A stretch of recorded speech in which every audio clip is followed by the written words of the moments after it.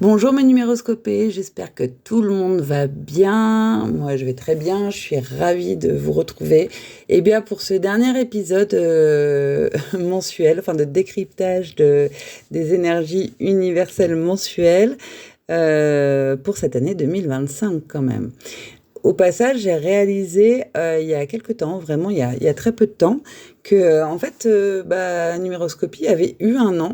C'est marrant hein, parce que pour quelqu'un qui pratique la numérologie, ne pas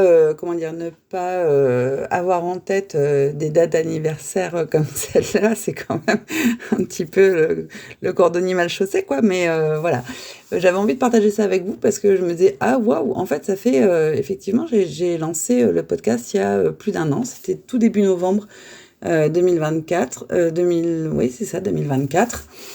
Et ben voilà, en fait, moi, je me suis éclatée à vous proposer tous les mois ces décryptages-là pendant cette année. Ça me prend du temps, mais je suis heureuse de le faire parce que ça vient.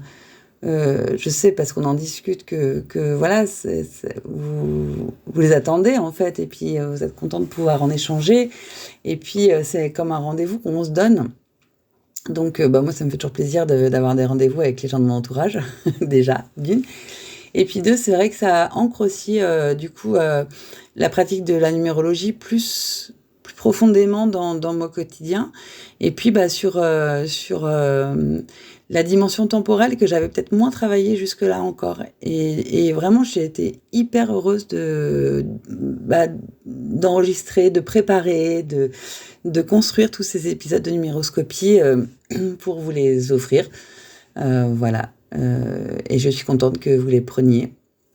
Voilà, on a une toute petite communauté, mais ça me va très très bien. Voilà, j'adore cette ambiance cocon où en fait on se retrouve à travers ce podcast comme si on se voyait. Ce qui ne nous empêche pas de nous voir dans la réalité. Bref, voilà, ce petit mot d'introduction pour vous dire que je suis hyper contente de fêter le premier anniversaire de Numéroscopie. J'aurais même dû en faire une petite fête, je n'y ai pas pensé. C'est pas grave, j'aurai peut-être l'occasion de me rattraper, peut-être même l'occasion de me rattraper sur le mois de décembre, parce que l'objet de cet épisode, c'est de venir vous partager mon décryptage du coup de ces énergies du mois de décembre 2025, qui est un mois universel 3, toujours, et pour un mois encore, sur une année universelle 9. Et c'est des propositions plutôt chouettes qui nous est faites par les énergies de ce mois-ci. Parce que le mois le 3 en fait de ce mois universel de décembre, c'est comme s'il venait un petit peu illuminer la fin de cette année 9. Parce que faut pas se leurrer, faut pas se mentir, elle a pu être marquée par des phases up and down cette année, avec un besoin de faire des bilans, d'analyser nos fins de cycle, et puis du coup ça a pu amener des profondes remises en question, puis un petit ascenseur émotionnel aussi, parce qu'on sait que le 9 il a une petite tendance à faire ça, ça peut être un peu les montagnes russes émotionnelles. Donc là après les énergies qui étaient des énergies plutôt introspectives et plutôt justement liées à l'émotionnel en novembre dernier, donc avec cette énergie du 2, le 3, il vient apporter un souffle de légèreté, d'expression, de partage et de créativité un petit peu. C'est un peu comme si on passait du pardon silencieux, pardon c'est pas le bon mot, mais je dis pardon dans le sens cheminement en fait, voilà, du cheminement silencieux au dialogue ouvert, d'un temps où on a pris le temps de se réconcilier aussi à l'intérieur, à la joie d'être de nouveau tous ensemble en fait. Donc c'est ça que je vais venir vous raconter pour ce mois de décembre qui sur le papier en tout cas m'a l'air très chouette. Alors de quoi on va parler justement au niveau des vibrations collectives, puisque c'est l'objectif, hein, en tout cas c'est le propos de cet épisode. Eh bien, moi, il me semble qu'on va parler quand même de renouveau dans la communication. Le 3, on le sait, c'est le nombre de la parole. Alors, il y a de la créativité aussi, mais c'est la parole, c'est la communication, c'est la joie de vivre, en fait. Du coup, ça peut être un moment où on a besoin de se parler, où tout le monde a besoin de se parler, de se comprendre et de se réjouir ensemble. après un cycle qui a pu parfois être un petit peu plus compliqué sur l'année universelle 9, quoi. Donc, peut-être que vous allez voir arriver autour de vous des initiatives culturelles, ça va bien avec le mois de décembre où il y a tout le temps plein de festivités autour des fêtes de Noël et tout ça, mais voilà, une espèce d'impression comme ça de quelque chose de positif, d'assez sensible et puis d'être content d'être ensemble. C'est un moment qui va être super pour tout le monde, pour exprimer ses ressentis, pour partager ses idées, et puis pour renouer vraiment avec un dialogue enthousiaste, quoi. C'est-à-dire, il y a un peu cette impression, je trouve, dans ces énergies-là, de sortir un petit peu de sa grotte, et puis de vraiment se mettre à parler avec le cœur, comme si on était aussi libérés peut-être de nos petits ancrages passés, souvent inconscients, qui sont pas très agréables à vivre et qui parfois nous font parler un petit peu vite. Là, il y a plutôt cette impression quand même de se dire, ça va être le moment aussi de parler très sincèrement, avec beaucoup d'authenticité, puis avec beaucoup de cœur. Puis c'est une invitation aussi à retrouver de la légèreté dans les relations, hein, parce que voilà, une année un peu d'introspection pour tout le monde, hein, même si vos années personnelles, elles vous ont amené à autre chose, elles vous ont, elles vous ont poussé plutôt à être déjà dans l'ouverture, hein. Je pense que les gens qui sont en année personnelle 3, ils ont été peut-être ils se sont sentis moins recroquevillés que ceux qui sont en année personnelle 7 ou en année personnelle 9, par exemple. Mais voilà, une invitation vraiment à s'ouvrir à nouveau à la joie, mais à une joie qui est partagée, quoi. Peut-être l'impression que les échanges ils vont redevenir plus fluides, plus spontanés, plus chaleureux. Alors moi, j'aurais tendance à vous conseiller, je ne peux que vous conseiller de créer des moments de convivialité, des moments de complicité, et puis vraiment d'apporter autant que vous pouvez de la bonne humeur autour de vous. C'est un mois qui va être hyper favorable au niveau collectif à l'expression, du coup à l'expression collective et à la créativité collective. Parce qu'on le sait, hein, le 3 il favorise la création, il favorise tout ce qui va être mise en scène, tout ce qui a trait à la beauté, à l'art, à la musique, à la parole inspirante, enfin voilà.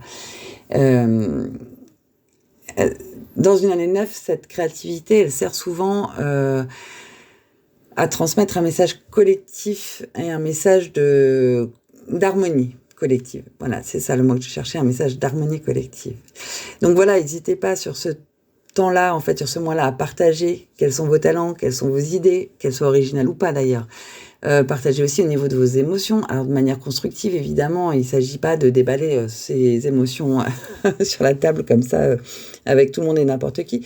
Non, c'est pas l'idée, mais voilà, c'est vraiment un moment de partage et qui peuvent trouver leur place en fait même dans des échanges ordinaires, c'est-à-dire que il n'est pas, là, je vous invite pas à réunir les gens autour de vous pour leur parler uniquement de vos émotions, mais c'est des sujets qui peuvent arriver peut-être plus facilement dans les conversations et laissez-vous porter par ces échanges parce que ça peut être des choses inspirantes et puis intéressantes pour vous. On fera quand même attention aux excès émotionnels ou verbaux, hein, clairement. Enfin, je dis verbaux, c'est-à-dire la manière dont on verbalise les choses, hein. Le 3, on le sait, c'est une énergie qui est expansive et qui peut aussi, du coup, dans son excès, être parfois un peu impulsive. Il faut être vigilant à ne pas créer de malentendus. Il y a un truc qui est terrible avec le 3, c'est les bavardages. Voilà. Vous savez, le parler trop. Voilà, lancer des rumeurs sans même s'en rendre compte, voilà, c'est avoir besoin de broder, parler, et puis finalement d'être maladroit dans ses propos et de créer du coup des malentendus dans le relationnel. Avec le 3 et cette énergie du coup qui est très très chouette et très joyeuse et puis très enthousiaste, il faut toujours réfléchir à l'équilibre et rester conscient des paroles qu'on prononce et conscient de ces mots, quoi. Donc voilà, pratiquer une communication qui va dans ce sens-là, ok, parler avec enthousiasme, mais toujours faire attention à le faire sans juger ni blesser. On peut être tout à fait sincère, ça n'exclut absolument pas la bienveillance. Et avec le 3, c'est quelque chose qui est extrêmement important. Et puis voilà, moi j'ai envie de vous inviter à aussi vous pencher peut-être sur les sujets qui ont trait à la réconciliation. Où est-ce que dans vos vies, vous sentez que vous avez peut-être besoin de vous réconcilier à certains endroits, alors soit avec vous-même, soit avec les autres. Voilà, ayez une petite attention pour ce domaine-là, parce que c'est le moment de le faire, et puis c'est surtout l'opportunité de le faire dans la joie et la fête, et pas dans quelque chose qui est très lourd, voire trop lourd. Profitez des fêtes de fin d'année qui sont quand même assez intéressantes pour ça, hein, voilà, parce que dans la vibration du neuf qui nous accompagne, en fait, on va retrouver le plaisir de vivre ensemble, le plaisir du rassemblement, le plaisir de la célébration, et puis tout ça va prendre un sens assez profond. On va pas célébrer pour oublier, mais on va célébrer pour honorer tout ce qui a été accompli et tout ce qui a été aussi lâché pendant l'année. Donc offrez-vous des opportunités de célébration, c'est hyper présent, je trouve, dans les énergies, et du coup important. Des célébrations entre vous et vous, ça c'est super important. Éclairez, mettez en lumière vos petites victoires, célébrez-les, et puis éclairez, et puis mettez en lumière vos victoires avec les autres, dans votre entourage. Prenez peut-être un petit temps pour échanger là-dessus en se disant, bah voilà, cette année, waouh, on a avancé là-dessus, on a avancé là-dessus. Enfin, on n'est pas dans l'idée des bonnes résolutions de début d'année, on est plutôt dans l'idée de la célébration de ce qui a été fait. Et comme l'année 9, elle nous en demandait beaucoup à ce niveau-là, elle nous demandait vraiment de faire le bilan, de trier. Enfin bon, ça fait un an que je vous le répète, donc je vais peut-être arrêter un petit peu, vous avez compris. Mais voilà, c'est le moment aussi de se retourner, regarder derrière, et puis se dire, bah ouais, en fait... il y a tout ça qui a pu avancer, il y a tout ça qui, du coup, qui a été aussi lâché. Alors, il ne s'agit pas d'être nostalgique non plus, hein, mais il s'agit vraiment d'être plutôt dans le fait de, oui, de célébrer, de fêter toutes les avancées que vous avez pu avoir cette année. Donc voilà, remerciez les autres, montrez votre gratitude, soyez dans une dimension de répandre la joie. Là où peut-être il y a quelques mois, il y avait encore des endroits où il y avait plus de gravité dans les relations. Enfin bref, célébrez tout ça et faites-le à votre rythme, à votre manière, mais en toute authenticité et en toute sincérité. Au niveau des bonnes postures, justement, que ça va être intéressant d'adopter pour bien vivre ce vivre ensemble, je vais le dire comme ça. Il y a plusieurs choses. Il y a le fait de vraiment essayer de vous exprimer positivement. Dites les choses avec enthousiasme, dites les choses avec clarté, avec humour. Voilà, c'est peut-être le moment aussi de, je sais pas, envoyer un petit message de remerciement sincère à un proche, à un collègue, à quelqu'un qui vous a apporté quelque chose dans l'année. Alors voilà, en faites pas des caisses, hein, mais, mais ça peut être voilà, cette petite attention qui peut être super intéressante à avoir et qui montre que voilà, vous êtes dans cette gratitude et puis vous êtes aussi dans le fait de libérer et puis d'avancer, quoi. Créer du lien, forcément, avec ce 3. Faites en sorte de favoriser vraiment les échanges sincères, la convivialité autant que possible. Donc organisez des choses, organisez des rencontres, organisez des repas, faites-vous plaisir. Je sais pas comment vous le faites, mais en tout cas, réunissez-vous.